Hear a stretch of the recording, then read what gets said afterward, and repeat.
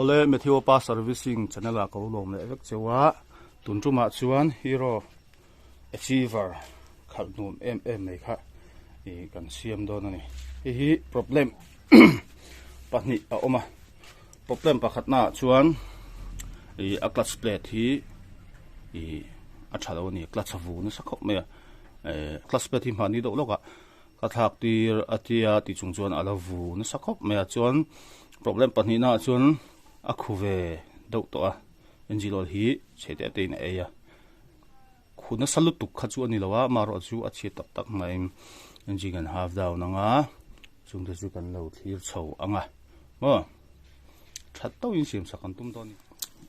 clutch plate hi kan in phot anga lai cover hong to hiam boi thak ve ra tukang ei kibi bo de lak thak hi me mai ta chuan a footrest holder hi ho hang ten hi anga engine hi ma CBG extreme ten him po hi lak thak ngai mo hemi hon hemi po chu do han helam pang footrest in dala chuanin sain sarpo hi ko la thang hana ha da ngai don rang himnat zong hi kan phel po tanga phel fe kanga ba chok mai ton ni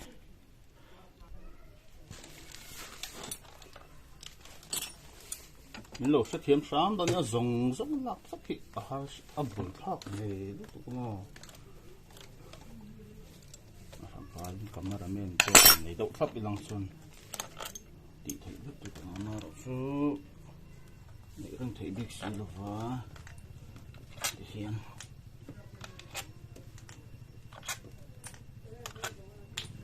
oi zum ma dan wa han sana vir lo zong kha lu zong chu ni me ya a tai lampang hi chin khor em mai chu ni se ta no puya het pop kha aleng ve lawa ai hi lai oi si thi dim tur ania chuwang chuan ulu don po chu tur ni fian pui yang rak fian pui mak phi re ra mo fian pui cái tim cái chân khai atum ngang mấy jin chung hi bal tak ni bal tak heng ho engine han asam pa in oil filter hi lai sir mo mi engine kai sira oil filter kha mai kha ani ve dewa mo themo he lai noi ta hian filter hi om de ni hi ko di fai ngai lo hi chen chuan na chang kan sa thin lo poi mo lu tu ka ni hemi thu hian chung lama chho ve ti hriat tur ania oil filter mang lo ti ngo khani lawa hi mang ve ni oil filter abal tu kan he ko sep ta net angin om ta mo hi fai to ti chin tu ni ko ti fai lo na rei to ni hi mani lo ka class belt ka thak ti te khati re class belt thak pa te khan ti fai sak lok ti a har lo mo le thina om ti po kan khalo po ni me the in dem vak ngot thei po hi ni lo an na chang om ti da sia lo phei chon mo ti hian fai mang tara in doktor me silenga gasket po hi kan thak le ka class belt ania kan phel se lang hei tor ko ne ya hei tor ko ti me ke chon mo tor hemi chunga hian special na ta oma a hian na tur bi te khom ve ya cheni ngai lo khan special tools ngai fe bo mo kan phel se lang karon speed up mai the mi lo se thiam do ne hi special tools tu ne chunga hi kan honga a chu hin lo om do ni mo hiting her nga yang hi hiting a her nga yang hi mo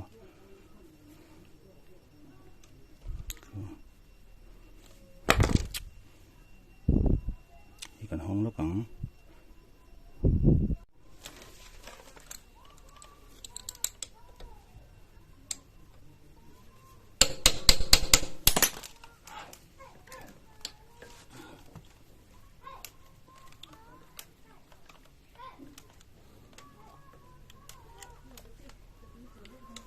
R15, V1, V2, V3, V4, MT, FG te po mo. Kacu tina yan tin balancer om trina. Engine te smooth.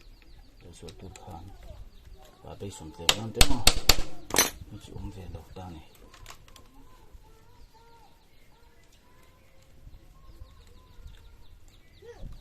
Apa ceh tuhi apa ceh cuk masa hawa pukan balancer lo lah.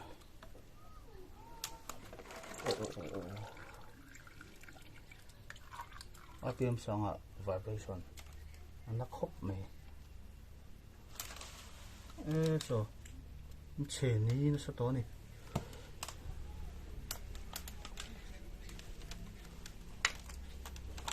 cái tiếng hình này là phát chuan che ni anh em nha ber khayo chu ber so ve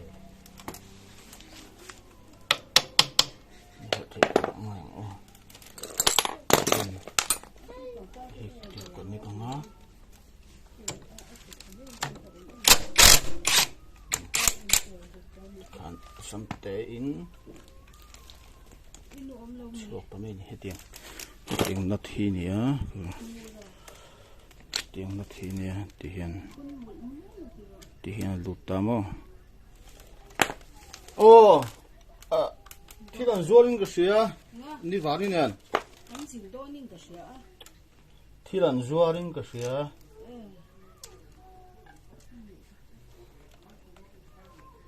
nè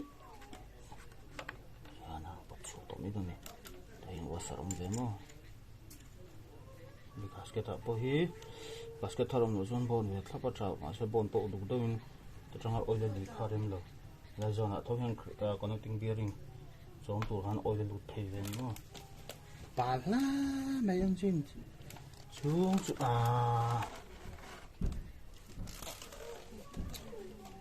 em nat pali hi kan phelanga chunga han na thek tur lom boka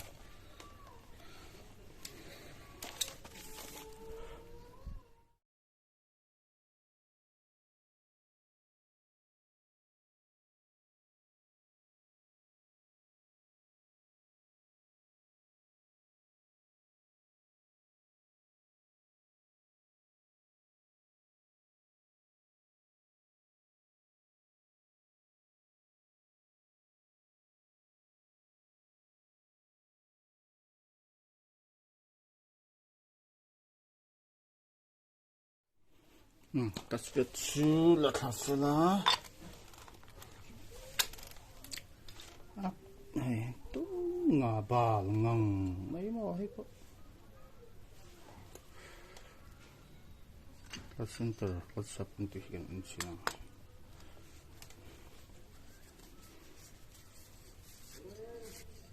anh thắc các spet anh thắc các lâu nghe dù lệ mấy tí khác siết nghe ngay chẳng số nào đâu ngay hi các center khu to này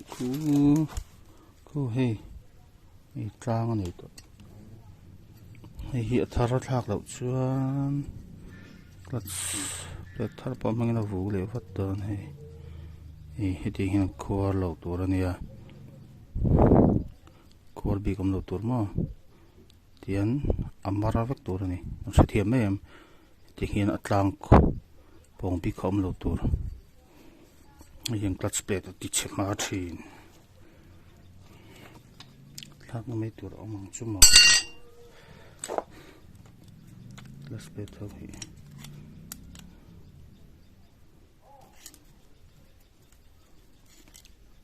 rồi em cái ring chia luôn và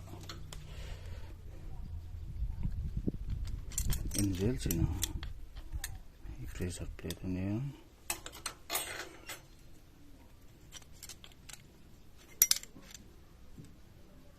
ani lo zong fu ai po ku til in sia ku kan moi mo til in sia khi pon lamaran hoi zel tur ania pressure plate a po hian ani zong hi om ve po ka mo ten mi chung si thiam har hei heti lai hi si thiam da tur chung ku lai hi lai sir veli apak ve lo ta ni lai hang do hi mo he lam zong chu luk do in le la khu e apak te han ti le apial do ta apial lo pang ha pon lam pang ran hoi tur ani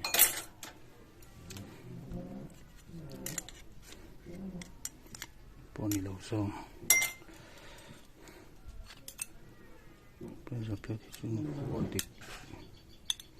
bộ địch về mẹ là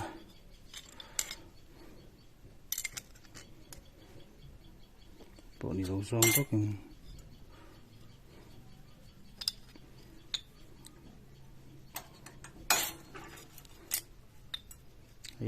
làm po hiện core view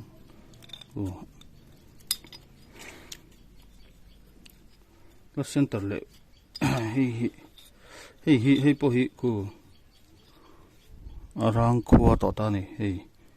anek da lampang rel kha chita ni he lampo ta hina vu adam di kom bok to mo he ngara ti kan bo china khu hemi ha hi hemi kara hin lu thap tur ani ku vu adam dik lo ni her lenga ti khon lu thap tur ani atia a tham khom khan hiting la hi lo khor to chon clutch khat tang thei lo thina so vu vok zel ni ni chu ange heng ho hi tha ka ngai le ngai lo siat lo kha chuan clutch pe thal la po khari lo te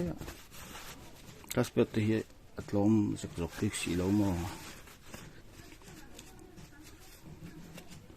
clutch pe thar tha do kha hei po ho kai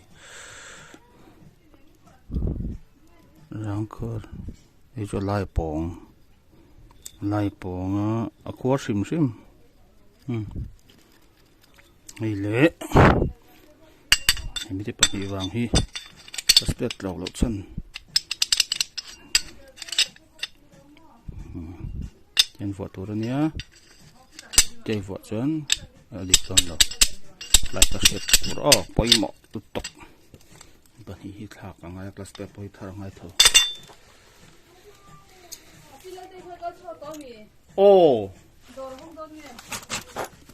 ni varing ne thilan zuarin ka sia ta chojing hi chu ta chatura anga yang da chuak chinanga bu ko men o sa te poi mo tu ko ma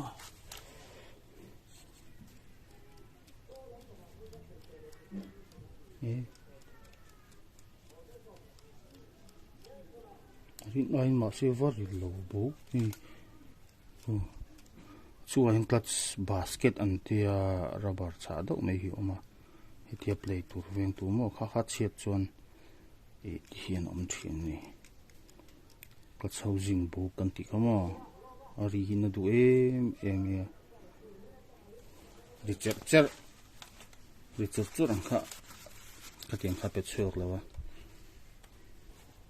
anything ito so yang ari tuk dito ni ari fuk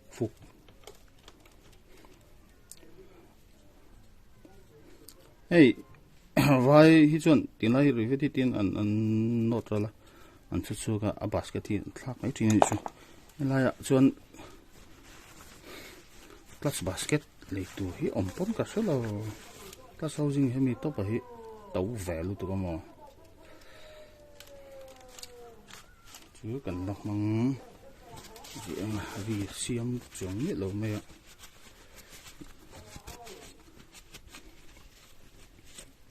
mania e FG ka siam pakhat po ari fuk mai mo ei crankshaft engine main bearing book ang che khan ari fuk mai check saka class housing hilai basket book basket set chunga him basket om ka di kha hemi che to wang khan mi play wa ka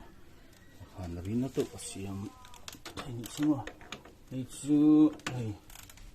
je pinian ho ne na balu pura rolu khani le rolu tama arem la ya chuan hai chuk to arem chuan tikhan samton du ne to center ma again wa sarhi om to rane tikhan ma saroma pe hi le te jam chu ngai ni lo chung class pe lo le don chung lo